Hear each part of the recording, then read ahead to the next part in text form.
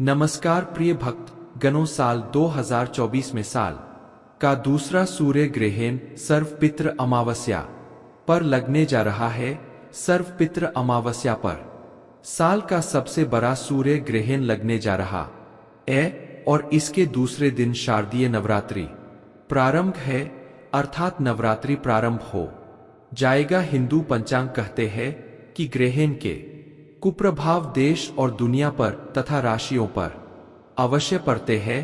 तो इस वर्ष 2 अक्टूबर दिन बुधवार को साल का दूसरा सूर्य ग्रहण लगने जा रहा है। ज्योतिष शास्त्र के अनुसार बहुत ही ज्यादा विनाशकारी ग्रहण है। आप सभी को सावधान रहने की आवश्यकता है। जानते हैं साल का पहला सूर्य ग्रहण का सही समय क्या होगा? यह ग्रहण दिन के समय में लगेगा या फिर रात के समय में लगेगा? ग्रहण का सूतक काल कब से शुरू होकर कब तक चलेगा? ग्रहण का सूतक काल क्या होगा? ग्रहण का सही समय क्या होगा? ग्रहण कौन कौन से देशों में दिखाई देगा? क्या हमें भारत में इस ग्रहण से जुड़े हुए नियमों को मानना है? इस समय क्या करें क्या ना करें? क्या क्या सावधानियां हमें रखनी चाहिए और गर्भवती महिलाओं को किन विशेष बातों का ध्यान रखना चाहिए? आज की सारी महत्वपूर्ण जानकारी को हम इस वीडियो में विस्तार से बात करेंगे। आपको किसी और वीडियो को देखने की जरूरत नहीं पड़ेगी, लेकिन एक एक बात को बहुत ही गौर से सुनिए, क्योंकि बहुत ही ज्यादा भयंकर सूर्य ग्रहण है। दोस्तों, हिंदू धर्म में ग्रहण की जानकारी को बहुत ही ज्यादा महत्वपूर्ण माना जाता है। ऐसे में ग्रहण की जानकारी सुनने से पहले कमेंट में हर हर महादेव जरूर लिखें। चलिए इस विषय पर बात करते हैं और वीडियो को लाइक करके हिंदू रिलीजियस टेल्स चैनल को सब्सक्राइब करके बेल आइकन का बटन अवश्य ही दबा दें। हिंदू धर्म में सूर्य और चंद्र दोनों ग्रहण को शुभ नहीं माना गया है। ग्रहण के समय सभी मांगलिक और शुभ कार्यों को करने की मनाही होती है। अभी हाल ही में साल का आखिरी चंद्र ग्रहण लगा था और अब जल्द ही इस वर्ष का अंतिम सूर्य ग्रहण 2 अक्टूबर 2024 को लगने वाला है। सूर्य ग्रहण के 12 घंटे पहले सूतक काल का समय शुरू हो जाता है। मान्यताओं के अनुसार सूतक काल के समय पृथ्वी का वातावरण दूषित होता है। सूतक के अशुभ दोषों से बचने के लिए जरूरी सावधानी बरतनी चाहिए। आइए सबसे पहले जानते हैं क्या है वह सावधानियां और फिर उसके बाद जानेंगे क्या रहेगा सूतक काल का समय। क्या यह सूर्य ग्रहण भारत में दिखाई देगा?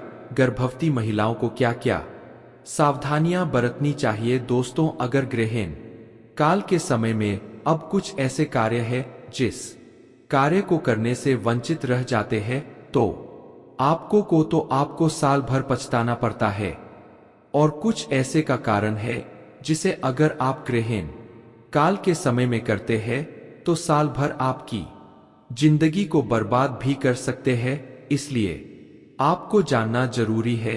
चलिए जानते हैं। देखिए, सूर्य ग्रहण के समय सिर्फ वृद्ध, गर्भवती स्त्री और बालों को छोड़कर सभी लोगों को सोना नहीं चाहिए।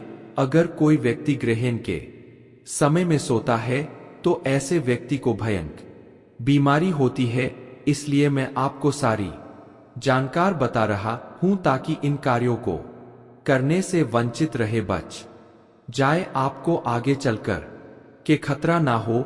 दोस्तों, सूर्य ग्रहण के समय कभी भी नहीं सोना चाहिए, क्योंकि जो हमारे सूर्य नारायण भगवान सूर्य देव कहे गए हैं, ऊर्जा का प्रतीक है और उस समय ग्रहण लगते तो हमारे शरीर में ऊर्जा की जगह में नकारात्मक ऊर्जा प्रवेश कर जाती है। जो व्यक्ति इस समय पर सोते हैं तो ऐसे व्यक्ति फिर जीवन में सोते ही रह जाते हैं।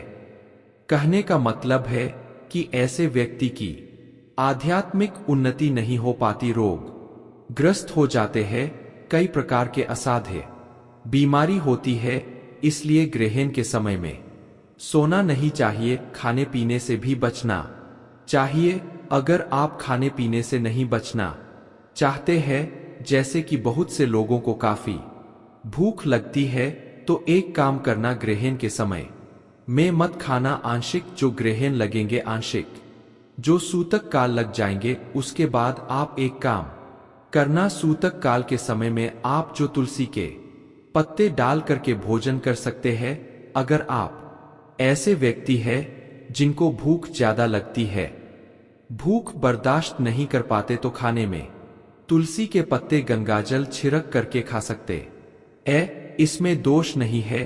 गर्भवती स्त्री को विशेष रूप से ग्रहण के समय में एक ही स्थान पर बैठे रहना चाहिए, आपको इधर उधर नहीं घूमना चाहिए। साथ ही साथ जो व्यक्ति चाहते हैं कि ग्रहण की उनके ऊपर में कोई प्रभाव ना पड़े, तो बैठ करके हनुमान चालीसा का पाठ कर सकते हैं। इससे ग्रहण के जो असर होते हैं समाप्त हो जाते क्योंकि हनुमान जी महाराज जी एक ऐसे देवता है, एक ऐसे भगवान कह गए हैं जो कि राहु के प्रभाव को तीव्र रूप से समाप्त करने वाले कहे गए हैं।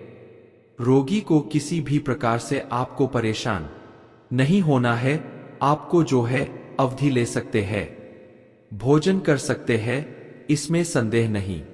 क्योंकि देखिए, जो रोगी रहते हैं इनके लिए कोई नियम निर्धारित नहीं है। अगर नियम से चलेंगे तो इनकी जान भी जा सकती है। इसलिए आप अवधि के साथ साथ जो तुलसी के पत्ते डाल करके भोजन कर सकते हैं। देखिए, अब जो है पहले से घर में अन्न बना करके रखे हैं, तो एक काम जरूर करना, उस अन्न में तुलसी के पत्ते थोड़ा सा गंगाजल डाल करके रख देना। ग्रहण काल के बाद में इस प्रकार के अन्न को खाना नहीं चाहिए, बल्कि इस प्रकार के अन्न को विसर्जित कर देना चाहिए। लेकिन अगर आप जो सूतक काल के बाद खाना बनाना चाहते हैं, खाना खाना चाहते हैं, तो जो अन्न पका करके रखे हैं, तो उसमें तुलसी के पत्ते डाल करके गंगा जल डाल करके खा सकते हैं। लेकिन ग्रहण के बाद में अगर आपने अन्न पका करके रख है,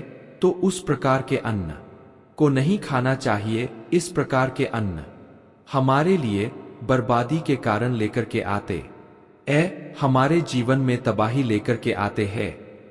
तो एक काम जरूर करना, इस प्रकार के अन्न को आपको जल में विसर्जित कर देना चाहिए, बहा देना चाहिए। जिन लोगों को विशेष तौर पर तंत्र साधना करनी होती है, उनके लिए बहुत ही सुंदर अवसर होता है। ऐसे लोगों को गुरु के द्वारा हुए मंत्रों के जाप जरूर करना चाहिए। देखिए, ध्यान से सुनना, सूर्य ग्रहण को जो भगवान ने सूर्य ग्रहण के समय में सूर्य पूजा ही करना चाहिए। आप एक काम जरूर करना, सूर्य ग्रहण के समय में, जैसे कि महा मृत्युंजय मंत्र है, अगर आप इस मंत्र का जाप करते हैं तो आपका महामृत्युंजय मंत्र सिद्ध हो जाते हैं। या फिर राम मंत्र का जाप कर सकते हैं। बहुत से लोग भगवान शिव जी के मंत्र का जाप करते हैं। भगवान शिव जी के मंत्र का जाप कर सकते, नवार्न मंत्र का जाप कर सकते हैं। यह जो भी आपसे मंत्र, जो भी देवी देवता पर आप विश्वास रखते हैं, उनके मंत्र को जपना ऐसा माना जाता है। ग्रहण के समय में जो भी मंत्र जपा जाता है, उसका पूर्ण रूप से प्रभाव जिस भी देवी देवता को साध्य मानकर जप रहे हैं, उन तक आपकी ऊर्जा का प्रभाव तत्काल पहुंचता है। फिर वह आपकी मनोकामना को पूर्ण करते हैं, आप ही के शरीर में ऊर्जा को बढ़ाते हैं, ऐसा माना जाता है। ग्रहण के समय में केवल एक बार कोई मंत्र को जप ले, उनके प्रभाव 1000 गुना ज्यादा बढ़ जाते हैं। बहुत से लोग बोलते हैं ना, 1.25 लाख के बाद मंत्र सिद्ध होते हैं। तो ग्रहण के समय में केवल आप 1500 बार इस मंत्र को जप कर लेते, तो वह मंत्र सिद्ध हो जाते हैं, जिससे 1.25 लाख जपना होता। तो ग्रहण के समय में जो मंत्र को सिद्ध करना चाहते हो, वह मंत्र को जप सकते हैं। बहुत ही ज्यादा इसका आश्चर्य के रूप से आपको लाभ मिलेंगे, खासकर ग्रहण के समय में। ओम नमः शिवाय हिम या फिर माता रानी के जो बीज मंत्र कह गए हैं उस बीज मंत्र का जाप कर सकते हैं। महालक्ष्मी को प्रसन्न करना चाहते तो महालक्ष्मी की बीज मंत्र का जाप कर सकते हैं। मैं कई बार वीडियो में बता चुका हूं कि इस मंत्र को जपने से धन लाभ मिलता है। जो भी आप इच्छुक हो मंत्र की उस मंत्र को जरूर जाप करना, आपको आश्चर्य रूप से लाभ मिलेंगे, आपके जीवन में प्रगति होगी। ऐसा माना जाता है इस दिन हनुमान चालीसा बजरंग बाण का पाठ किया जाए तो ऐसे व्यक्ति से 25 से 30 फीट तक भूत प्रेत नकारात्मक शक्ति दूर भागती है, क्योंकि इतनी ऊर्जा आपके शरीर में आ जाती है कि अगर भूत प्रेत नजदीक में अगर आने के प्रयास करें तो भस्म हो जाएंगे। क्योंकि अगर हनुमान जी का आज के दिन सूर्य ग्रहण के समय बीज मंत्र का जाप करेंगे, हनुमान चालीसा का पाठ करेंगे, हनुमान जी महाराज की कोई बीज मंत्र उनका जाप करेंगे, बजरंग बाण का जाप करेंगे तो आपके शरीर में भगवान हनुमान जी महाराज के अंश आ जाते हैं। तो तंत्र विद्या करने के लिए सबसे अच्छा समय होता है। आइए अब आप जानते हैं ग्रहण काल में क्या ना करें। मैं जबरदस्त जानकारी बता रहा हूं, तो ग्रहण काल में भूल करके एक बात का विशेष ध्यान रखना, कभी भी नहीं घूमना चाहिए। आप में से जितने लोग बोलते हैं ना ग्रहण काल में घूमेंगे, तो क्या होता है देखिए। ग्रहण काल में पाताल लोक में रहने वाले जितने भी नकारात्मक शक्ति मानी गई है, पाताल लोक में रहने वाले जो भी है, चामुंडी है, पाताल लोक में रहने वाले जितने भी पाताल शक्ति है, जो पृथ्वी के नीचे जितने भी लोग हैं, उत्तर भूतल सुतल जितने भी 7 लोग कहे हैं, इसमें निशाचर शक्ति रहती। सारे निशाचर शक्ति पृथ्वी लोक में आ जाते, इधर उधर भ्रमण करते रहते हैं। अगर आपको घूमते पा जाए, ग्रहण काल के समय में आपको दिख जाए, तो आपके शरीर में फिर प्रवेश कर जाते हैं। आपके इनके मन को बुद्धि को बांध देते हैं और फिर आप अपने अनुसार नहीं चल पाते, उनके अनुसार चलेंगे और आपकी जीवन को बर्बाद कर देते हैं, तबाह कर देते हैं और आप बीमारी या रोग ग्रस्त हो जाते हैं। यह फिर आपकी जीवन में ऐसी ऐसी घटना लाएंगे जिससे आपके हाथ पैर चलना बंद हो जाते हैं, अर्थात आपको मृत्यु तुल्य दंड देते। इसलिए इन प्रकार के शक्ति को हमें इस प्रकार की शक्ति से हमें बचे रहने के लिए ग्रहण के समय में नहीं घूमना चाहिए। खासकर ग्रहण के समय में बहुत ही ज्यादा तंत्र क्रिया भी किया जाता है, इसलिए ग्रहण के समय में भूल करके नहीं घूमना चाहिए। मैं ऐसे छोटे छोटे इसलिए जानकारी बता रहा हूं क्योंकि आसुरी शक्ति ग्रहण काल के समय में ज्यादा विद्यावान रहती है, ज्यादा पावरफुल हो जाती है, क्योंकि प्रकाश के देवता सूर्य देव को कह गए हैं, इन्हीं से संसार में समस्त ऊर्जा का संचार होता है। ऊर्जा का प्रत्येक मनुष्य में प्रवाह होते हैं। ग्रहण काल के समय में ऊर्जा का प्रवाह रुक जाते हैं, इसलिए जो काली शक्ति है, जो निशाचर शक्ति कह गए हैं, पाताल किया शक्ति कह गए है, जितने भी काली शक्ति सारे ऊर्जा अवस्था में हो जाती है। तो इस समय हमें कौन बचाएंगे?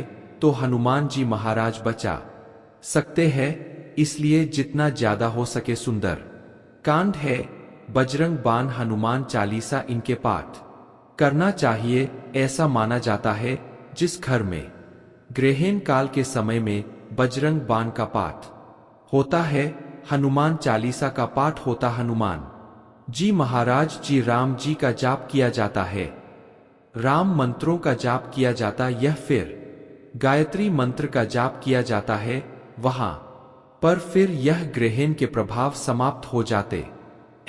उस घर में कदापि ग्रहण का प्रभाव नहीं पड़ता, और चाहे तो घर में छोटे छोटे गोबर के टीके लगा सकते हैं, ऐसा माना जाता।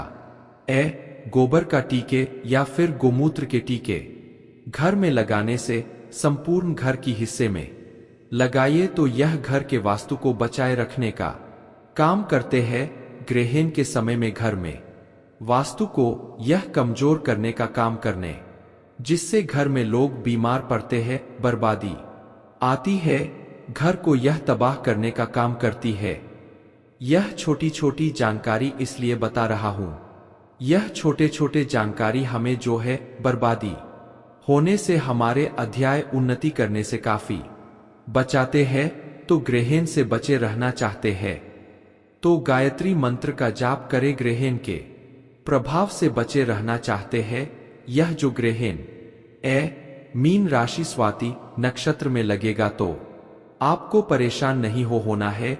मीन राशि वाले लोगों को क्या करना चाहिए? हनुमान चालीसा का पाठ करना चाहिए, बजरंग बाण का पाठ करना चाहिए, जितना ज्यादा हो सके हनुमान जी महाराज का ध्यान करें। ग्रहण के ऊपर में किसी भी प्रकार का कोई प्रभाव नहीं पड़ेगा, कोई भी आपका बाल बाका नहीं कर पाएगा। चलिए अब जान लेते हैं ग्रहण के सूतक काल के बारे में और फिर जानेंगे गर्भवती स्त्रियों को क्या सावधानियां बरतनी चाहिए। दोस्तों, पूर्ण सूर्य ग्रहण लगने से ठीक 12 घंटे पहले सूतक काल शुरू हो जाता है।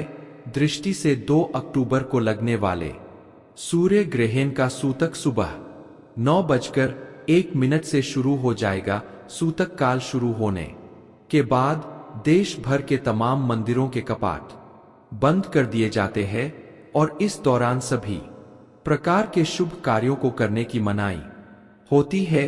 इस दौरान मंदिरों में भी प्रवेश वर्जित माना गया। दोस्तों, सूर्य ग्रहण के दौरान माना जाता हमें कभी भी भोजन नहीं पकाना चाहिए। इस दौरान भोजन खाना भी नहीं चाहिए और पानी भी नहीं पीना चाहिए। हालांकि जो लोग बच्चे हैं, बुजुर्ग हैं और बीमार हैं, वह भोजन कर सकते हैं और पानी भी पी सकते हैं। सूर्य ग्रहण के टाइम में ना ही किसी मंदिर में ना ही अपने घर के पूजा स्थल में प्रवेश करना चाहिए। सूर्य ग्रहण के दौरान सूर्य को कभी भी खुली आंखों से नहीं देखना चाहिए, ऐसा करने से हमारे आंखों को नुकसान पहुंच सकता है। दोस्तों, सूर्य ग्रहण के टाइम में अपने घर से बाहर ज्यादा समय व्यतीत नहीं करना चाहिए। दोस्तों, सूर्य ग्रहण समाप्त होने के बाद हमें पानी में गंगाजल मिलाकर के स्नान अवश्य करना चाहिए। सूर्य ग्रहण समाप्ति के बाद दान का भी विशेष महत्व है। ऐसे में सूर्य ग्रहण समाप्त होने के बाद हमें अन्न और वस्त्र का दान करना चाहिए। साल का आखिरी सूर्य ग्रहण रात के समय हो रहा है, इसलिए भारत में नजर नहीं आएगा। भारत के अलावा यह सूर्य ग्रहण Brazil, Arctic Cook Island, Fiji, Arctic Chile, Peru, Honolulu, Antarctica, Argentina, Uruguay, Buenos Aires और बेका आइलैंड, मेक्सिको, न्यूजीलैंड आदि जगहों पर दिखाई देगा। ऐसे में इस ग्रहण का सूतक काल भारत में मान्य नहीं होगा। हालांकि दोस्तों, क्योंकि भगवान सूर्य केवल एक ही है, तो ऐसे में बहुत सारे लोगों का यह मानना है कि ग्रहण से जुड़े हुए नियमों को हमें जरूर मानना चाहिए। ऐसे में चलिए जानते हैं इस ग्रहण के दौरान गर्भवती स्त्रियों को कौन कौन सी सावधानियां रखनी चाहिए। अब विशेषकर गर्भवती यह ग्रहण का नाम सुनकर थोड़ी डर जाती है, उनके मन में इससे जुड़े कई सवाल आते हैं। क्या नियम पालन करना है? शास्त्रों में गया है कि सूर्य की अनुपस्थिति कई नकारात्मक प्रभावों को जन्म देती है, इसलिए विशेषकर गर्भवती को इस समय कुछ नियमों का पालन करना चाहिए। हालांकि मैं कहना चाहता हूं, प्रकृति में आंतरिक बदलाव के लिए होता है। जिस प्रकार हमारे जीवन में कुछ बदलाव होते रहते हैं, उसी प्रकार यह जो सदैव क्रियाशील ब्रह्मांड है, उसमें भी परिवर्तन जरूर होते हैं। पर गर्भवती यह समझ ले कि ब्रह्मांड में कोई ऐसी शक्ति नहीं है जो आपके लिए कुछ भी बुरा चाहेगी। और खासकर तब जब आप इस दुनिया में एक नया जीवन ला रहे हैं, भगवान की सर्वोच्च कृति मानव रूप कर रहे हैं। इसमें गर्भवती अपनी चिंताएं दूर करे और कुछ नियमों का ध्यान रखे। ग्रहण भारत में नजर नहीं आने वाला है, लेकिन ग्रहण के दौरान हमें सतर्कता और सावधानी बरतनी चाहिए, ऐसा लिखा हुआ है, ऐसा ज्योतिषाचार्य बताते हैं। इसलिए सावधानी तो रखनी ही पड़ेगी। अगर आप एक गर्भवती महिला है तो आप जरूर ध्यान दीजिएगा कि ग्रहण के दिन नियम का पालन अवश्य करिएगा। आज का वीडियो सभी माताओं के लिए है जो भारतीय मान्यताओं के अनुसार ग्रहण के नियम जानना चाहती है। आज बहुत सी गर्भवती माता विभिन्न देशों से हमारा वीडियो देख रही है, तो समय का कोई भी कंफ्यूजन क्रिएट किए बिना मैं आपको बताऊं कि आप अपने देश के अनुसार जो भी ग्रहण का समय हो, उसके पहले आप नहा ले। नहाने के बाद काले कलर के अलावा कोई भी कलर के कपड़े पहन सकती है। अधिकतर जगह ग्रहण के कपड़ों को दान करने का विधान बताया जाता है, इसीलिए आपका विचार करके ही कपड़े पहने। उसके बाद समय आप घर से बाहर ना निकले। कमरे के पर्दे अच्छे से लगा ले ताकि चंद्रमा की रोशनी आपकी कमरे के अंदर प्रवेश ना कर पाए। अगर बहुत जरूरी है, आपको बाहर जाना है, तो तुलसी या चंदन का लेप आप अपने गर्भ पर लगाकर बाहर जा सकती है। सुरक्षा की दृष्टि से एक गीला नारियल अपने पास रखे। गर्भिणी कई बार पूछती है कि शौचालय जा सकती है या नहीं, तो हाँ, बिल्कुल जाना चाहिए। प्राकृतिक बेगू को रोकना आपके शरीर और संतान के शरीर के लिए बिल्कुल भी सही नहीं है। मुझे लगता है कभी पूर्व में यह नियम बनाए गए होंगे जब घर में शौचालय नहीं होते थे, पर आज ऐसी कोई भी नियम का पालन करना उचित नहीं है। अगर आपके देश में ग्रहण दिख रहा है तो अब ग्रहण के समय से पूर्व दूध, दही, फल, सब्जी सभी में दाग या तुलसी के पत्ते डालने आप तुरंत पकाकर कुछ भी खा सकते हैं। ड्राई फ्रूट्स, दूध या दही डाल सकते हैं। पानी पी सकते हैं। सुरक्षा के लिए पानी में कुछ तुलसी के पत्ते पहले से डाल ले। देखिए, गर्भावस्था में गर्भिणी को ज्यादा तुलसी खाने के लिए मना किया जाता है, इसीलिए पानी से तुलसी के पत्ते हटा हटाकर पानी पीजिए।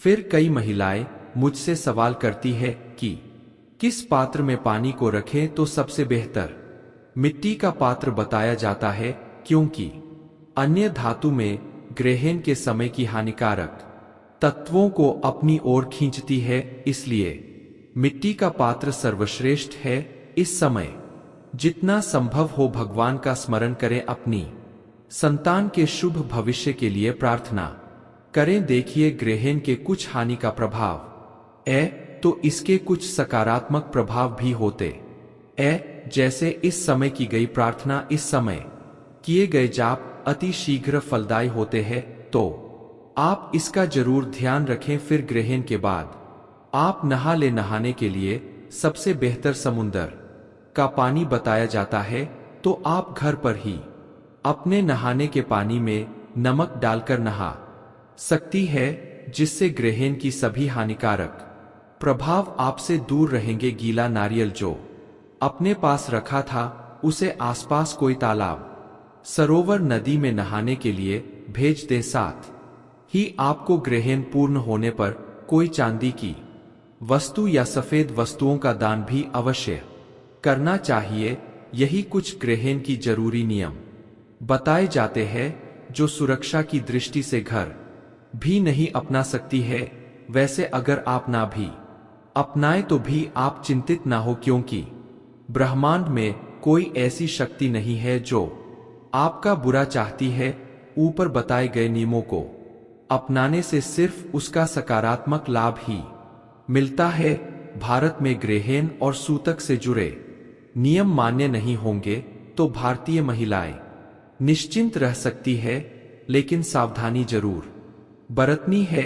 ज्यादा से ज्यादा सुरक्षा की दृष्टि से उस दिन ज्यादा बाहर ना जाए और जितना हो सके ग्रहण के समय मंत्र उच्चारण करें। ऊपर बताए गए देशों में ग्रहण के नियम मान्य होंगे। सूर्य ग्रहण के समय अगर आप कुछ विशेष उपाय कर लेते हैं तो यह बहुत ही लाभदायक होते हैं। देखिए, सबसे पहला उपाय जो हम आपको बताने जा रहे हैं वह है कर्ज मुक्ति का महा उपाय। दोस्तों, मान लीजिए आपने कोई ऐसा कर्ज लिया हुआ है जिसको आप लौटा नहीं पा रहे हैं, आप आर्थिक कष्ट में फंसे हुए हैं, आपके जीवन में धन आना बंद हो गया है और आप इस चीज को लेकर के बहुत परेशान है, तो सूर्य ग्रहण जैसे ही रात्रि में शुरू होगा, उस दौरान आपको सिर्फ एक लाल कपड़ा लेना है और फिर उस लाल कपड़े में एक मुट्ठी लौंग अपने दाहिने हाथ से डाल देना है। अब आप इस कपड़े की पोटली बना आइएगा और अपने घर के पूजा घर पर रख दीजिएगा। अगले दिन यानी कि 3 अक्टूबर को आपको इसी पोटली को ले जाकर के किसी भी मंदिर के बाहर बैठे भिक्षुक को आपको दान कर देना है। इतना उपाय अगर आप कर लेते हैं तो यकीन मानिए आपके ऊपर कोई ऐसा दोष है जिसकी वजह से आपके जीवन में धन नहीं आ रहा, वह दोष अपने आप पूरी तरह से खत्म हो जाएगा और आपके जीवन में आपको अपने आर्थिक कष्टों से जरूर मुक्ति मिल जाएगी। यह एक ऐसा उपाय है जो सूर्य ग्रहण के दौरान किया जाए तो कभी भी खाली नहीं जाता है, जिसके बारे में ज्योतिष शास्त्र में साफ साफ लिखा हुआ है। दोस्तों, अगर आप चाहते हैं आपके घर पर कभी भी किसी भी व्यक्ति को काले जादू का असर ना हो, आपके घर के लोगों को अगर बाहर के लोग काली विद्या बंधन करवाने की कोशिश करते हैं तो उसका असर आपके घर के लोगों पर ना पड़े, तो बस एक काम कीजिएगा, इस सूर्य ग्रहण वाले दिन एक नारियल खरीद लीजिएगा।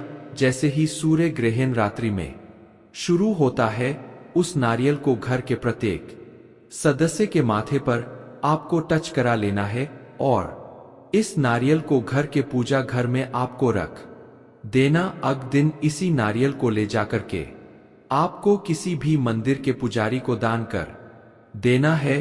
सिर्फ इतना उपाय अगर आप कर लेते तो यकीन मानिए दोस्तों, पूरे साल आपके घर पर कोई भी व्यक्ति कुछ भी करवाने की कोशिश करेगा, उसका असर आपके घर पर कभी भी नहीं होगा। दोस्तों, तंत्र शास्त्र में साफ साफ लिखा हुआ है कि अगर सूर्य ग्रहण के अगले दिन कोई भी व्यक्ति अपने घर पर सदाबहार का पौधा लगाता है तो उस व्यक्ति के घर पर हमेशा माता लक्ष्मी जी का आशीर्वाद बना रहता है। अगर आप यह बात नहीं जानते तो आपकी जानकारी के लिए बता दे, सदा बहार का पौधा एक ऐसा पौधा होता है जिसमें माता लक्ष्मी जी के 8 रूप का वास होता है। तो सिर्फ आपको यह करना है दोस्तों कि 2 अक्टूबर को सूर्य ग्रहण लग रहा है और 3 अक्टूबर को आपको एक सदाबहार का पौधा लाना है और अपने घर में किसी भी पूर्व दिशा में स्थापित कर देना है और प्रतिदिन इस पौधे को जल देना है। इतना उपाय अगर आपने कर लिया तो यकीन मानिए माता लक्ष्मी जी का आशीर्वाद इस सूर्य ग्रहण के बाद हमेशा आपके घर पर बना रहेगा और आपके घर पर कभी भी